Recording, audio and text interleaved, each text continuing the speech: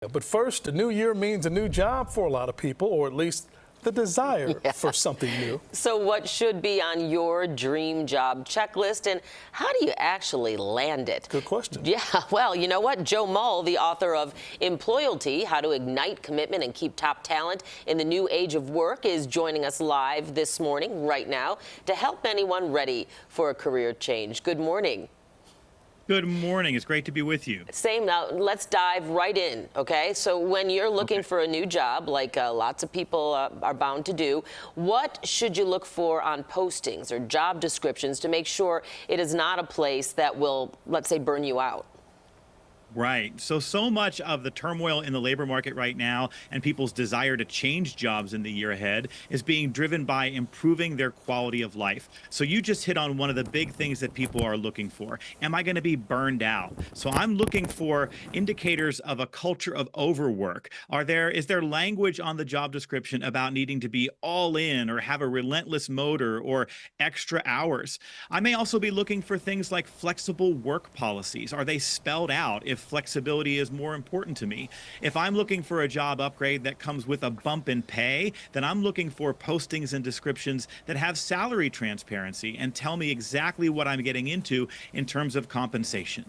So, Joe, as much as we might want to believe it, there really is no utopia when it comes to the perfect job. But if you find what you think is the right place, now you've got to go through the interview process. But it's really not just the employer interviewing you. What questions should you be asking to make sure it's the right fit for you? Right. Well, the first set of questions really is a check-in with ourselves. What's most important to me about how this job fits into my life, about the work that I'll be doing and the people that I'll be doing it with? What wasn't working for me about my last employer? Once I get clear on that, I can use that information to frame some questions. So if professional growth or advancement is really important to me, in the interview, I'm asking about that. If the opportunity to try my hand at something new is important to me, I'm asking about that. I think some of the most important questions we can ask during an interview process, though, are to make sure that we get to meet with the person who is going to be our direct supervisor, since a person's boss is the single most influential factor in the employee experience. And also, it's helpful to ask, why do the leavers leave and why do the stayers stay? You can learn some interesting things that way.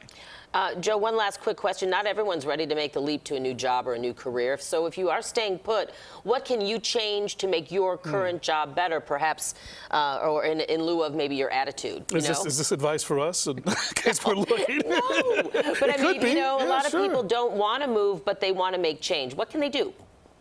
Yeah, some people maybe are just a little bit away from their job being an ideal fit for them. And so that starts with the conversation. And ideally, that's with your direct supervisor. It's saying, I want to be able to better serve our customers, better serve our organization and our business partners. And I think I would be able to do that if the following changes could be made. And again, you go in with what's most important to you, and you try to have that conversation to incrementally create some improvement from where you are now to where you want to go in the year ahead. Joe Mull, career change advice, some great tips to give us if you're looking to transition here in 2024. Thanks so much.